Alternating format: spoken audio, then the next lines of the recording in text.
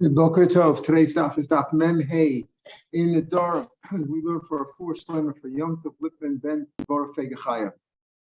So just on daf Mem Hey yesterday, we actually covered the few lines that are there, but just to review quickly, so we have an understanding of the last Mishnah. The previous Mishnah had said that if two people are on the road and one person, Reuben was not allowed to have hanah from Shimon, he was forsworn from coming up from Shimon, and Reuben has no food, what can Shimon do for him?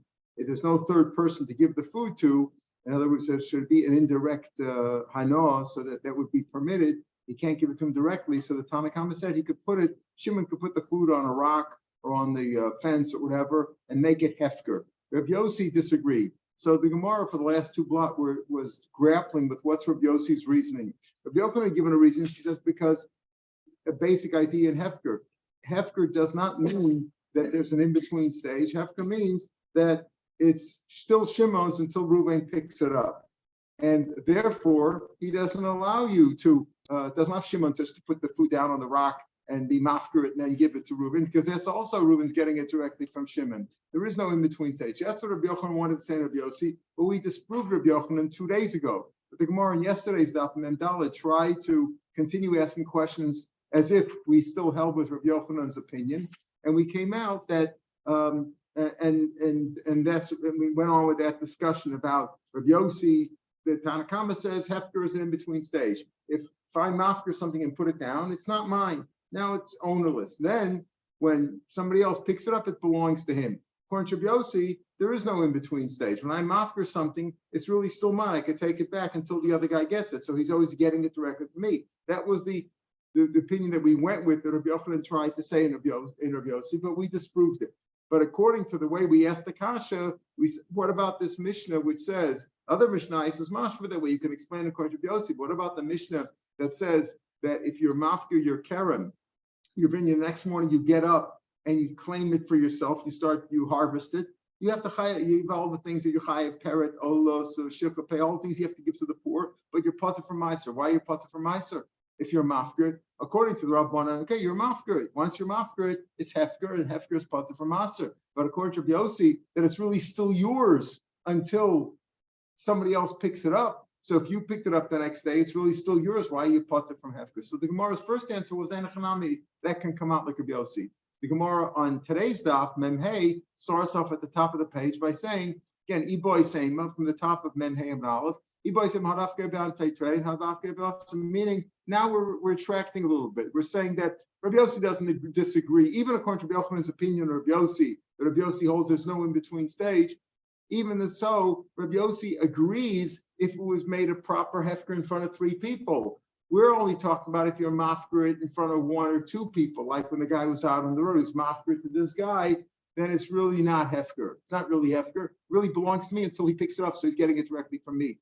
But in a case where it's mafker in front of 3 people, like you do today, you want to make something hefker, it's hefker and ownerless. In front of 3 people, then there's a call, there's people hear about it, there's rumors to the effect, you hear about it, and therefore that's a valid hefker, even according to Rabbi Yossi, even the way Rabbi Yochanan learns in Rabbi Yossi. And therefore this Mishnah says you're potter from maser when he gets up, when he's mafker his vineyard. Next morning he got up and he harvested it. He's potter from meiser, Torah at least. Why? Because it was hefker.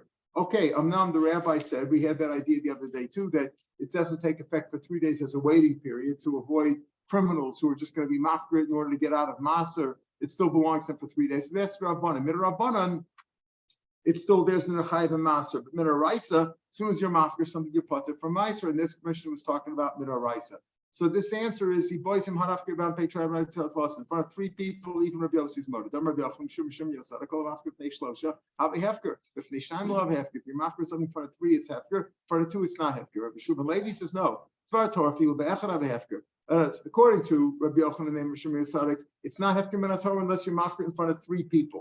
In front of 3 people. And in front of 2 people, it's not really hefker. Not really hefker. Shubin Levi says no. Menatar is really hefker even in front of 1 person. Why I say in front of 3 people? The rabbi said you should have 3 people there, so 1 person can claim it, and you're after, and the other 2 people will give edus that it was properly mufkar, that it was properly abandoned, and this guy was zocher. It was just a technical thing to make use. They should have two people who give testimony to it. In Torah, it's even one. So therefore, it comes out. Now, take a look down in the Ran, about 8 lines from the bottom, 7 lines from the bottom of the page in the Ran. This whole sugi is according to the way, again, the way we've explained it, according to our original opinion, the time of Rabbi Yossi Mishum Biksav Hefker Kamatana, that Rabbi Yossi holds that Hefker is like a gift until the recipient receives it, it still belongs to the donor, and like a matana. And that's the whole sugi was explaining that way. We have this machlokes between Rabbi Yossi and the Rabbanan. What is Hefker? Is there an in-between stage or not? I'll see. Rabbi Yochanan and the Omer Hachil El HaTosa. But Rabbi Yochanan will explain this far up. He's already been upgeschlagen. He was mufrach already. We already proved that that's not the case because we showed the case of the shemera where the recipient can get it even before he has ownership in it, even before the other guy, even before the donor doesn't leave the donor's rishus. We said, blessed Rabbi Yochanan, he can get it even before it comes into his hand. So it doesn't work that way, that it belongs to the donor until the other guy picks it up and gets it in his hand. It doesn't necessarily work that way. So Rabbi Yochanan was upgeschlagen, and therefore we really didn't need all these kashas. But the kivin shekain the maskana the le'el ilchei kol ha'sugi, this whole sugi has been pushed aside, has been mufrach, has been retracted effectively. And I think with Perush L'Braisa, we explained the Braisa mafkir sadeu, like ukmasa the ula the kula upon, like we explained the Braisa that said, if you're mafkir, you feel for the first 3 days, okay, it's not really hefker because the rabbis don't want any games going on. But after 3 days, you can't go back on it. It's once you've made hefker, it's not yours anymore. And the second part of the Braisa that says you had to find mafkir for a week or for a month or for a year, for a certain period of time, I can go back on it. That's because people don't normally do it that way. And you're mafkir something, you're mafkir. That's that I walk away from it. If you're mafkir for a certain period of time, obviously you want to hold on to it still. And therefore it's still yours until somebody else claims it. That's what he goes on to explain here in the Ran. But I think Bruce LeBryce, the mafkir sadeu, ukmas the ula, the kul rabban, and Rabbi Yossi nami. Rabbi Yossi and the Rabban at the end of the day agree. Hefker is hefker. There is in between stage. If I'm mafkir something, it's not mine until the other guy picks it up. There's a stage in which it's ownerless. That's in between stage. Rabbi Yossi nami. Rabbi Yossi lo palagay Rabbanan bedina the hefker cloud. They don't know. He doesn't disagree with it at all. Behind the time it is safe. What's the reason why it's safer when he says I'm after it only for a day, a week, a month, or a year, whatever, that I could still go back. That until somebody claimed it, either him or somebody else, he could still retract. In other words, it's still his. People don't normally abandon things that way. When you abandon something, I walk away from it. Here's my sperm, take it. I don't want it anymore. I'm only going to abandon it for a year. What does that mean? People don't do that. So therefore, I meant to say never. So then it doesn't leave my rishus until the other guys. It's still mine. Therefore, if Rabbi Yossi and Rabbanan both agree, what's Rabbi Yossi's reasoning why in the Mishnah he says that if I'm on the road and I can't give a note to Ruvain, why is it also for me to put it down on the rock and make it hefker? The truth is that it's not really also, but it's exera because it's similar to the case of the wedding with the son and the father that we mentioned that back on Memches. It's only there. What about this shaila about does hefker have to be in front of 3 people or in front of 1 person midaraisa? So the Ran goes on 3 lines from the bottom of the page in the Ran. Even if you're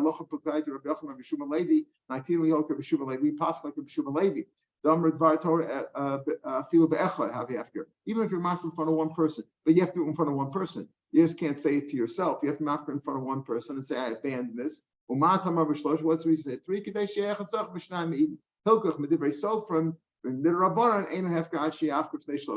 Midarabanan, it's not hefker until you're mafkir in front of 3. And if you weren't mafkir in front of 3, technically, what would be the halach of meiser? Midaraisa, it's hefker. But midarabanan, it's not hefker. So midarabanan, you're chayiv and meiser. So we come back to the issue we discussed yesterday. If something here midaraisa, you're part of meiser. If I'm mafkir something in front of 1 person, minator is hefker. Therefore, if I pick it up afterwards, I don't have to give meiser. Midarabanan, it's not hefker, right?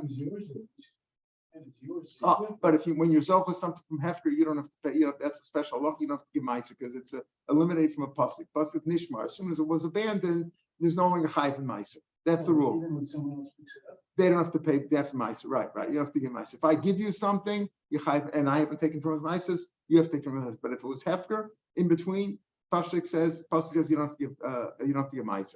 So in this case, where I'm after in front of one person, and it's really hefker, and now I decide afterwards, no, I do want it. My wife said, no, we want that stuff. Okay, I'll go claim it again. I'll go take it. Nobody's claimed it in between. I picked it up. So, or somebody else picked it up. Makes a difference. Potter from meiser, minat Torah. But the rabbi said, if it wasn't done in front of three people, not really hefker midrabanan at least. Therefore, you're chayiv in meiser. So what do? Again, to make sure that you don't get messed up with meiser. If you have other meiser to give from other valid crops, you can't give from them on this. Why? Because that's chiyuv, and this is really potter min Torah, and you can't give from potter al chiyuv. So what do? You make sure that when you give trumas and meisers from this lot that was abandoned in front of one person, after in front of us, but not in front of three, that you give trumas and meisers minei ubei. So whatever it is, if it's drabanan, you're giving drabanan. If it's the oraisa, you're potter from trumas meisers. So you're giving drabanan, and there's no issue of not being veld meiser. In other words, meiser and truma can only be given from something that's chayiv meiser. If I have two fields and I want to give, we gather all the crops together, and I just want to give, one. I only want to go through the process once, so I take trumas and meisers from this on that and merge it together. But if they only have the same chiyuv, they're both chayiv. Let's say one was shmita. I had one field of shmita produce, one field of not shmita produce. You can't get from one or the other because shmita is potter from trumas and meisers.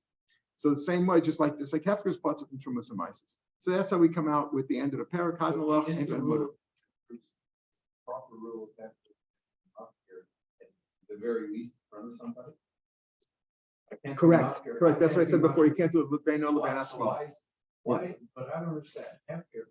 Why isn't, if I muster something, there's no one around, right? Why isn't that almost like it's not hefker? It's not hefker. No, it's Yish. Yish is not. What's the difference? Yish is when it's out of your property. Yish, right? No, Yish means no. Right. And Yish alone is not kona. Yish alone is not kona. Yish alone doesn't take it out of your possession unless somebody else.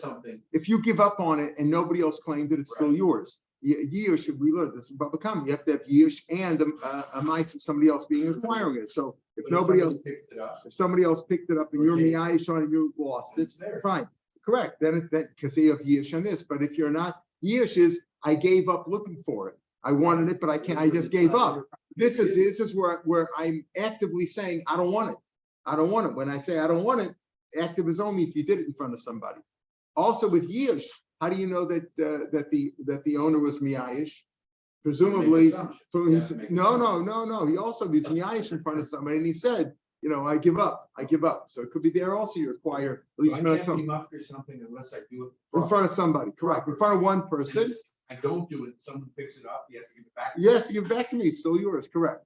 It's still yours. That's the halacha. According to Rabbi Yochanan, the name of Rabbi Shimon, you need three people. It's not minat Torah, it's not hefker unless you have three people. Rabbi Shiur says no. Bar Torah filu be'echad avi hefker. The reason he said three is simply rabban, but you need one person. You need, otherwise you don't know that it's a person could always say I was mafkarit, and then you certainly have ramoyim. Right? I never have to give my shah, I was mafkarit. You were mafkarit. Because that's you could always get around that. Okay, you could say, if a guy wants to be Ramai in a Torah, doesn't have to. The Torah allows Ramoim, right? The rabbis made rules around that. So the rabbi said you need three people, etc. So you should have 8 and all that. But you need one person, at least one person. Our Torah. That's the reason. Our Torah filu be'echad havi hefker. Doesn't say bein olam bein atzmo. So it's a new parak. Now, in those days, in the old times, they have if you go to old neighborhoods, from that are the way the houses were built. The houses did not front onto the street. Right, the apartments and the houses didn't front onto the street with a sidewalk on the street, but rather they were built around chatzerot, around courtyards, and you'd have many houses facing sometimes 2 stories or 3 stories, whatever they had. But even if they were just 1 stories, they all surrounded a courtyard, and the courtyard was shared. Like today, people live in apartment houses. You know what it's like. You have a bad bayit, and you have fights, and you're sharing the common areas in the corridor and the steps and all that stuff, right? So this is the problem we get into when you have, in those days, that's how the houses were all built. So you had a common courtyard, and the courtyards were shared. And technically, you weren't supposed to be makbid if people left their bicycles. Generally, they didn't have bicycles, but they had ovens and stovetops and chickens running around and whatever you had in a courtyard. So, but a courtyard was a common area. You can't leave your stuff in a common area that's for everybody, right? Because everybody needs access and walking around, etc.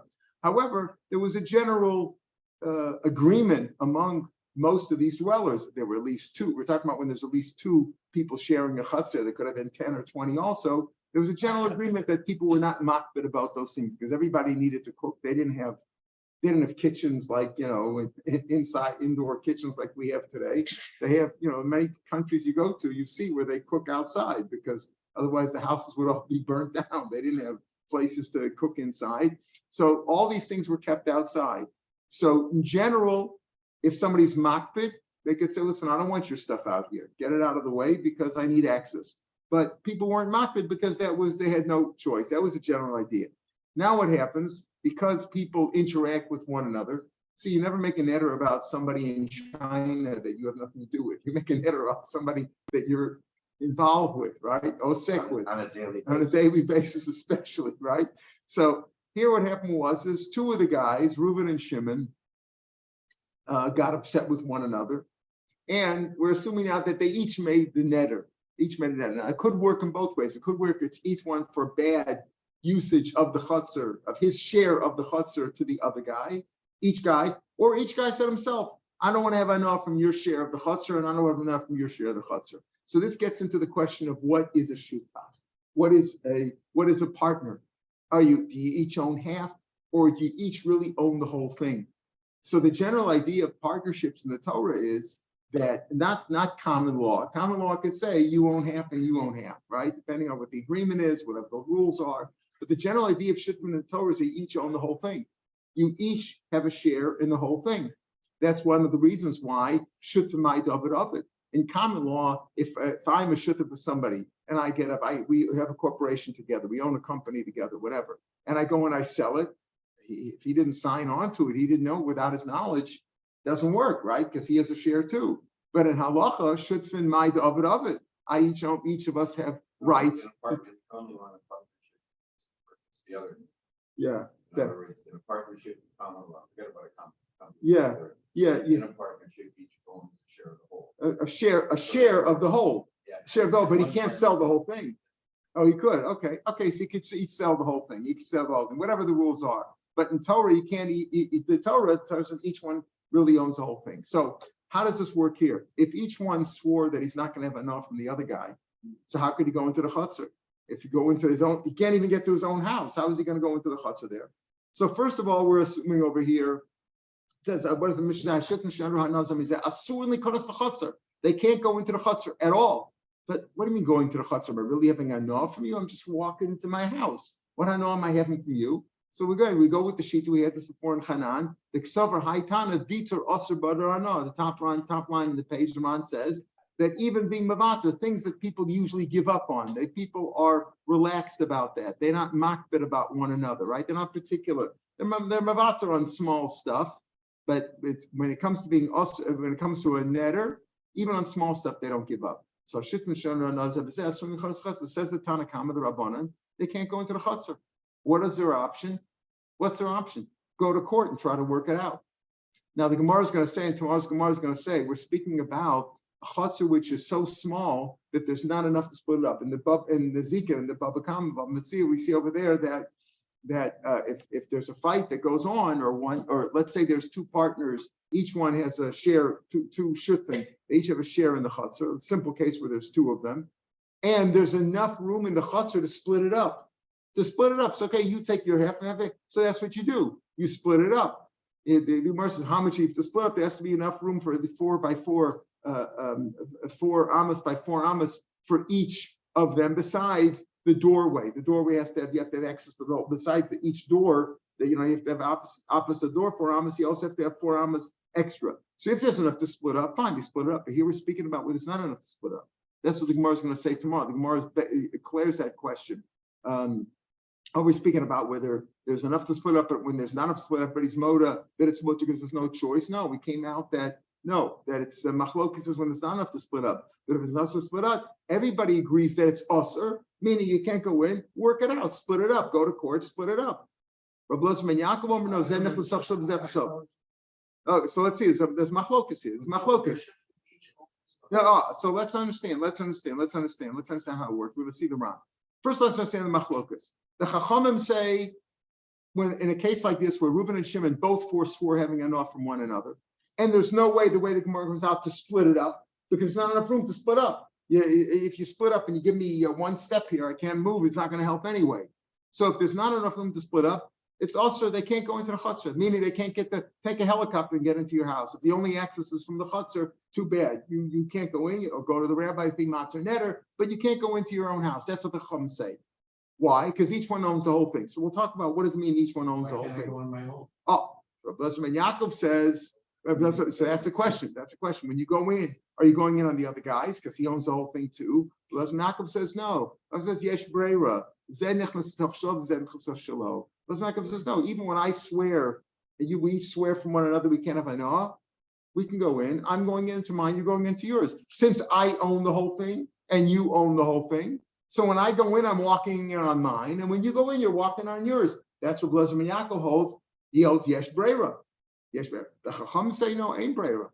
Ain breira. So how does it work, though? How does it work, says the Ran? How does this work? What do you mean, breira or ain breira? If you hold ain breira, so what do you mean? I own the whole thing, you own the whole thing. How can we each own the whole thing? It doesn't work that way. Says the Ran, take a look at the Ran, Elazar ben Yaakov over the top line. The Gemara is going to explain later on. It's Gemara in Baba Kama. Our Gemara is going to say it's a chasser she'ein badin chalukah. It's not big enough to split up. Fine, that's our Gemara says. Even Elazar ben Yaakov says there's an option. You both swore from one another. Okay, we don't.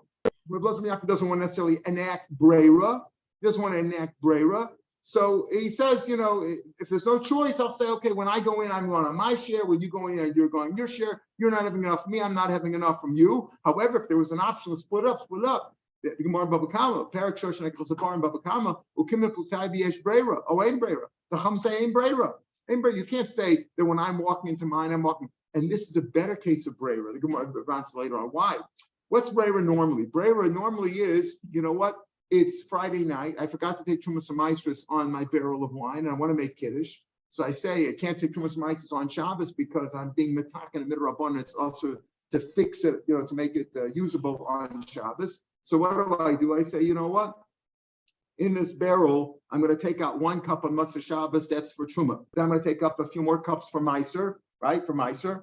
And then I can start drinking from the barrel right now. But I didn't take it yet. You don't know, the liquid's all going to get mixed up, right? Oh, but after Shabbos, it turns out that what I took out, Igloy, the Milsa, the Mafreya, it turns out retroactively, this is the Trumas Hamaisis that I was talking about. But it doesn't really work physically, right? We don't really know which liquid's going to. That's or the case of, I have 2 shiurim tomorrow on Shabbos, right? One is on one side of town, Rabbi A, and Rabbi B is on the other side of town.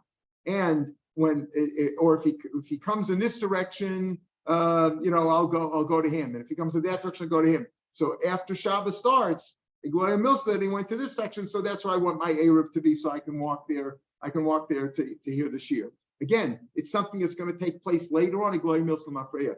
This is a better breira in a way. Why? Because here it's not like we have to wait for some future action to take place. Right now, as soon as they bought it, you could say right away, listen, we each own the whole thing. Breira says that when I walk in, I'm walking on mine. And when you walk in, you're walking on yours. That's why this is a better breira. But that's if you hold a breira. That's if you hold a breira. Rav Elazar ben Azariah holds a breira. So he says, okay, it's not a problem. Each guy can, sure, if there's another option, split it up, then split it up. If there's no option, yesh breira. The Chacham say ain breira. Going on in the Ran, in the third line there, yesh breira, there, Rav Elazar yesh breira. Each guy, Reuben's going into his. Each one's going. And now the Ran in the fourth line from the top of the page is Avakasha. Neither because of Rabban ain breira, but even of am I asur to come into the chutzner? Why can't they come into the chutzner? The akiva the chutzner she'ein badin chalukah, since there's no way to split it up. The ain shut yachal lokov is chaveru lachlok. One guy can't force the other guy to split it. I can't hold you back from going in. Right? Because we each own the whole thing, the chutzner. How can I forbid you to go into the chutzner? Just like it's mine, it's all yours. Just like it's all mine, it's all yours too. So if it's all yours, can I come over to you and say, that Gemara is also for you to use? I can't. I can answer everything in the world on me, and I can answer my stuff on you. But how can I answer your stuff on you if this is the way we're learning that each one answered on the other one? We're going to come out that it's even speaking about either way. Either way, if each one answered or each one answered on himself. Two ways to work it, right? Reuben and Shimon can't have enough from one another, either because Reuben and Shimon each said, I don't want to have anything to do with you. I don't want your stuff at all. All your stuff is us and me. Or each one forbade his stuff on the other one. But how can I can forbid my stuff on you, but it's your stuff also. How does it work? I feel midro. Even if they each made the netter, even if each guy made his own netter, I'm also, I don't, this is also me and so you. I don't want to have any enough from your stuff, and you don't have any enough from my stuff. Not even if you will Shein Hala, the other guy Yachalakav, we can't hold him back, so I'm going into my own. The nearly the Tamaya, the Ryan goes on to Rabbanah. What's the reason of the rabbis that it's usher to go into the Chatzar? Mishum the Kivin, the EF Shalom, the Kol Chad the Chad, the Kon the Kul Chatzar, Kinyan Aguflon. You can't really say that each person, trying to explain, how does it work when each person owns the whole thing? If I own it, I own it. If you own it, you own it. For example, could I Mekadosh Nisha with it? Right? That's always the proof of do you own something, right? Can you Mekadosh Nisha with it? I can't be Mekadosh Nisha with your stuff. Remember, what does the rabbi would say? Did you pay for it yourself? Is it yours? Or did Papa pay for it? He has to give it to you, right? You have to have your own. So when nearly that it's all mine. The Elamar Lav Damar, be the Mar Lav Damar, right? BF Shalom Gamken Shabashashim Mishtamish Boy. The time that I used the glory Milson Mafreya, the Bashas Kania Kanala, he shied the Gunavir. At that time, it turns out afterwards, I owned the whole thing for the time that I was using it. The Ein Breira. We're going to Rabbanah's Ein Breira. El Kolchad Mehach Shutin Yesh Lo Lomer, Yesh Lo Lomer, you could say, B'chotzer Zeh Kinyan Aguf. The Hainu Chelko Bikinian Shiba the Chelko Shira. This is what the person owns. He owns a whole half outright. If there's two, if there's more, there's three, whatever. But he owns all half outright. Shein al Yachalakablav Meradin, right? And he has a kibbutz Shiba, the Kinyan Shiba the Chelko, and he has a Kinyan of an obligation of the Chelko Shel Chavero. In other words, he gives a new interpretation of partnership over here. He says, you know what the partnership is? How does it work? I mean, why can I answer on you if it's really mine? And how can you answer on me how can you answer on me if it's mine? How can I answer on you if it's yours? So he says, you know the way it works? Each one owns half outright, and on the other half, he has an obligation. The other guy owns the half, but he has an obligation to let me use it. That's what he's saying. You have a kinyan here, I own half, and I own it. Now, the issue over here is not the definition of the partnership. You could say in theory, you know what partnership means? We each own the whole thing. We each own the whole thing. I can do with what I want. You can do with it. I can Mekadosh Nisha with it. You can Mekadosh Nisha. We each own the whole thing. We each are 100% owners. The problem with that is, if I'm each own the whole thing, why is it also for me to use my own? It's mine. It's mine. I'm not using you. I'm using my own. Even without Breira, it's mine. The whole thing is mine. The answer is, and then you have the other idea of, how can I really own the whole thing? If I own it, then you don't own it. If you own it, then I don't own it. The answer is I each of them own a half and a shibud on the other half, a obligation on the other half. And sure, half is yours, half is mine, but your half is obligated to me, my half is obligated to you. So legally, it's the same thing. You could say it's the same thing, but in terms of a netter, this is how it works. What was the Ron's problem? How can I make a netter to forbid your stuff on you? I can't forbid your stuff on you, and you can't forbid my stuff on me. The answer is that half of it is not a kinyan, half of it is an obligation, a shibud, and a konim takes away a shibud. We have a Gemara elsewhere, I guess it's a Raisa, that hegdish, chametz, and konim takes away a shibud.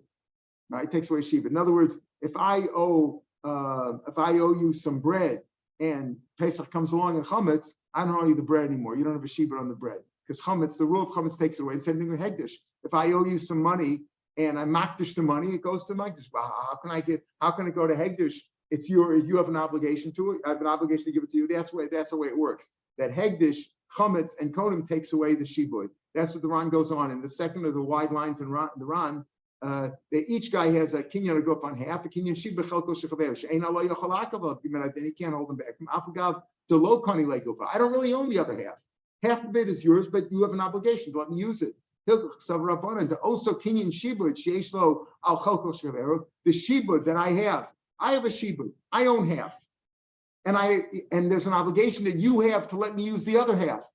But the konim, the netter, could take away that shibud. Konim is mafkian also. Mishum hachi also the konim is mafkian midei shibud kidis b'self mechol. For Ablazer ben Yaakov Paul Galayo mishum desfil yesh breira. There's breira. Each guy, you don't have to come on to that at all. Breira says that we each own the whole half, and when I use it, it turns out this was mine, and when you use it, turns out it's yours. I lost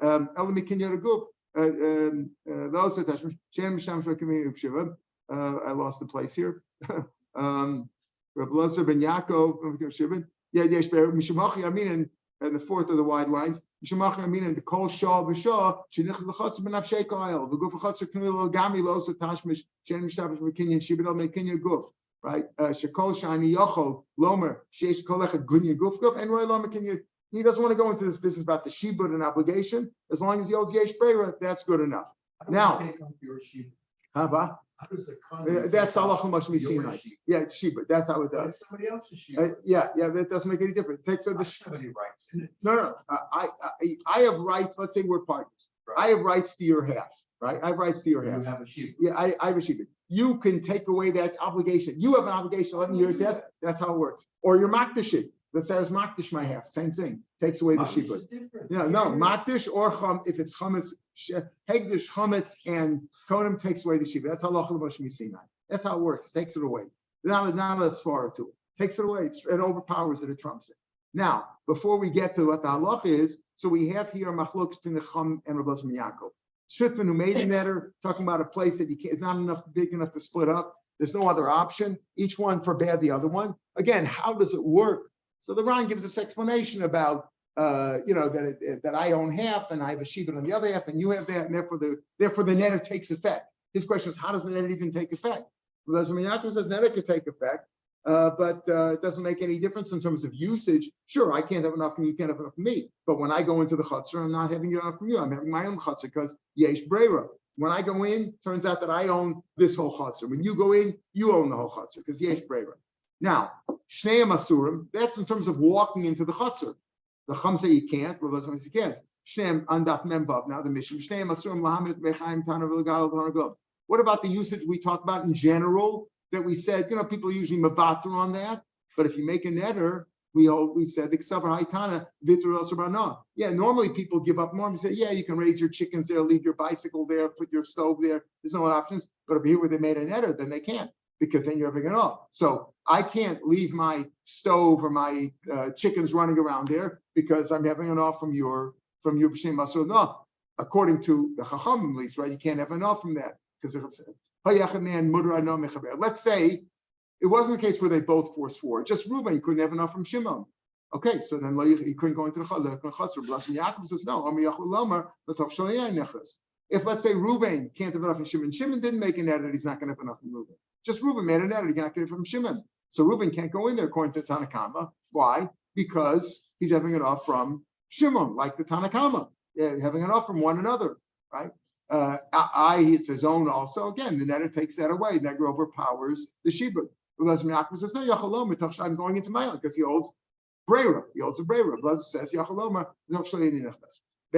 I'm not going into yours. I'm going into my own. Yesh breira.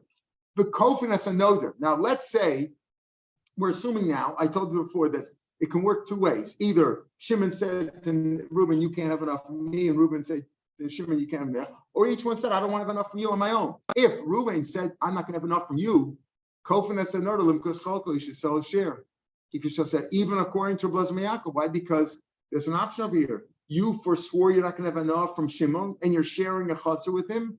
And now we're afraid, even according to Rav Meir Yaakov says, yesh breira, but we're afraid, since he sees Shimon's using the chutzner, Reuben will also want to use the chutzner. So rather than him violate the netter, he made a netter. He's not going to have enough from Shimon. If he hasn't got a tar sadar, there's no other way out. You can't split it. So we're afraid that he will violate the netter. So what do? We force him to sell his share. Kofin as a netter, limkur is chalko. He has to sell share, either to Shimon or to somebody else. He's got to get out of there. because he made a neder, can't have a no. Pardon, what? Should do the same thing. Why aren't you focused? Oh, so if they both made the neder, right. If they both made the neder, then they would. Then you could force them to sell to another party, right. But if one of them, just talking about one of them, let's say the person they couldn't have anah was not Reuben or Shimon, some Yankel, another guy in the street. They made that Shimon forbade Yankel from having anah from him. So Hayach Menashuk Mutter. He couldn't have enough from Shimon, let's say. He can't go into the Chasayan according to the Tanakama. Why? Because since the Tanakama doesn't hold the Breira, if he goes in there, he's going to have enough from Shimon. No, I'm going into Reuben's. Right? Shimon forswore Yaakov from having enough from him, not Reuben. Reuben didn't even know him. So when Yaakov goes into the Chatzar, he can say, I'm in Reuben's share, according to Rav Yaakov, because he holds a Breira. I'm not going into yours. Okay, that's all case until now. That's one, but yeah. Yeah.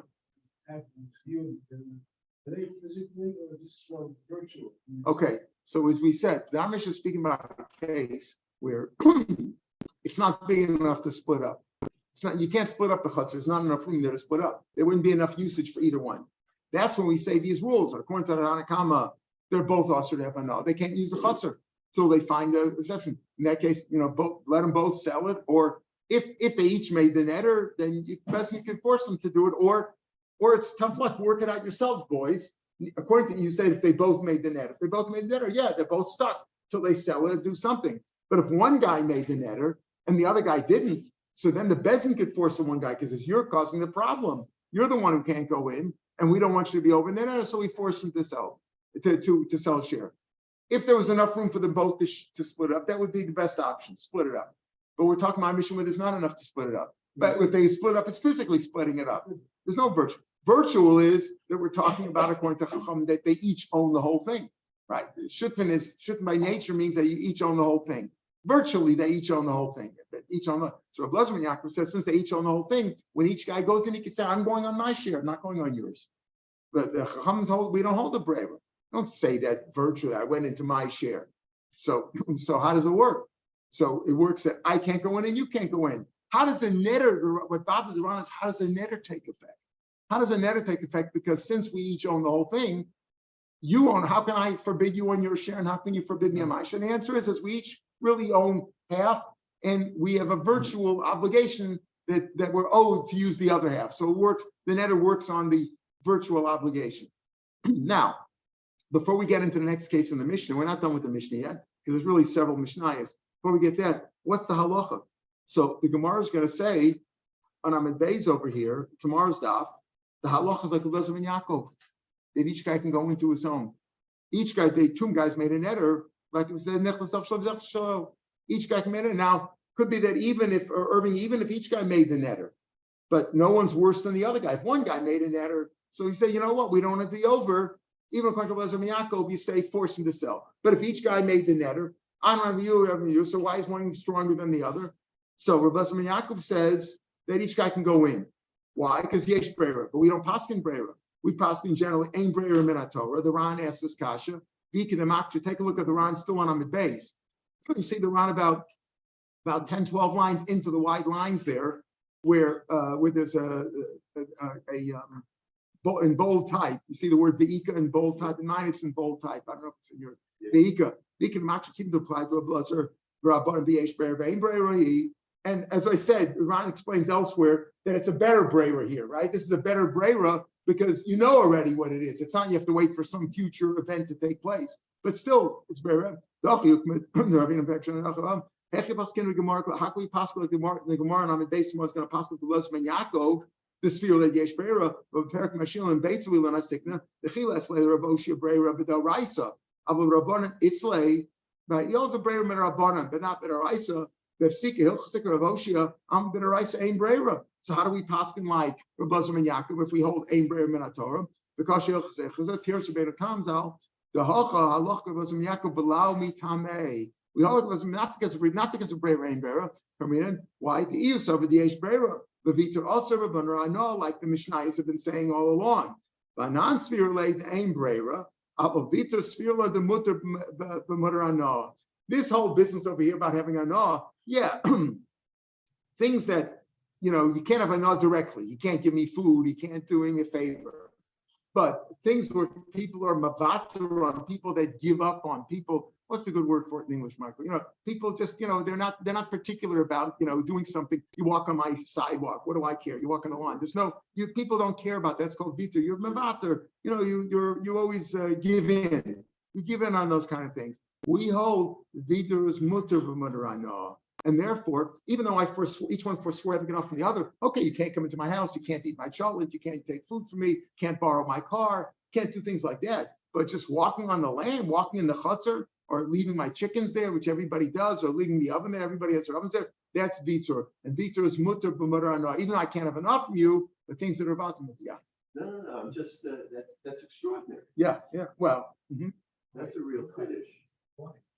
We had that machlokus before by Hanan. Remember, we said these are things that people are mavater on. That you just put it carrots feet that people are mavater on. Hanan holds people that right. The things that people are not makbel, and that's not considered havana. Okay, then he's got to say so. But in general, then he's got to say, I don't want you to do that either. He said, I don't want to do that either. You're right. Then that would be a problem. But even though, in other words, we possibly about some Yaakov, each guy can go in. Why? Because we assume that even when he made a netter, things that people are mavater on, those is not included in the netter. That's we said that vitor, we hold that vitor is mutter, the mutter ano. They say the mutter bano, the mutter hilkoch vanan sfil and dein about vitor sfil and the mutter b'mutter ano hilkoch lav b'chotzer she'ein badin chaluka b'varayri. We could say even if you say that it's a chotzer that's big enough to split up, but you don't have to namishari. You don't have to split it up because things like that. Yes, you can't have I'm not going to invite you to the wedding, and I'm not going to invite you to the kiddush, and you can't eat that in my house. All those things apply. But things that people in Mavato and just walking on the street, normal people in Mavato. Yeah, making a netter, that Mavato knows. That's machlokas. That's a machlokas. The Tanakama. That's the machlokas. In our Mishnah, what did the Ran say? The first thing we saw on this page, the Kasavar Haitana Vitor Aser b'Mudrano. That's why the Tanakama says they can't go into the chutzner. They can't do the chutzner. But we paskin, they could go into the chutzner. Why? Because we paskin that Vitor is mutter b'Mudrano. That's what the Ran says. That's the psak. Going on in the Mishnah, Hamura Mechavero. We're back in the Mishnah, back on Memvav Amar Aleph, about 10 lines down. Mutter Mechavero. Let's say Reuven says he's not going to have enough from Shimon. Right? Reuben says, I'm not going to have enough from Shimon.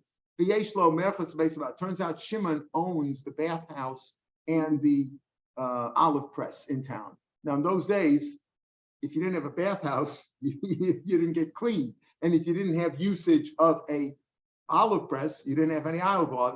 That's all they had in those days. They had no Diet Coke. It was either wine, olive oil, or bread. That was it. That's all they had, right? They had a nice, good, Mediterranean diet. So Reuben made it, and he's not going to have up from Shimon. It turns out Shimon owns the bathhouse and the olive press in town. What do you do? But the Muskarim Be'ir, they're hired out, they're rented out. He owns them, but they're rented out. If Shimon, the owner, still has an interest in them, what do you mean by an interest? We'll explain. In other words, he gets some of the money. He gets a percentage of the income from the base of Ad. Or say income. So then it's also then you're having it right. So then if Reuven goes to the bathhouse or uses the bathhouse, pays his fee to the olive press, then he's giving it directly to Shimon, and he can't have enough. Yeah. If he's a guy's a partner, so he's also a partner in the Hudson. No. We're not talking about that. They're not both. They're not the partners over here. We're not talking about partners. He's not using Shimon's part. He's using one of the other partners. There's no other partner. Shimon's the owner. But it's rented out. It's rented out. Oh, so we'll see. It's rented out. We're going to talk about rentals in a minute. Okay. If Shimon has an interest in it, we'll see. If Shimon has an interest, meaning we're going to say either he gets a share, or sometimes besides the Beis Habad, like they do. If you ever go you go to the mikveh, let's say in Yerushalayim on Fridays, they're also selling eggs over there and they're selling cholent and stuff like that. So he might have another concession there, right? Besides besides that it's rented out, he also's got some business on the side, or he gets a share of the income for the percentage of the numbers. Right? Yeah. More people gets more money. He gets more money.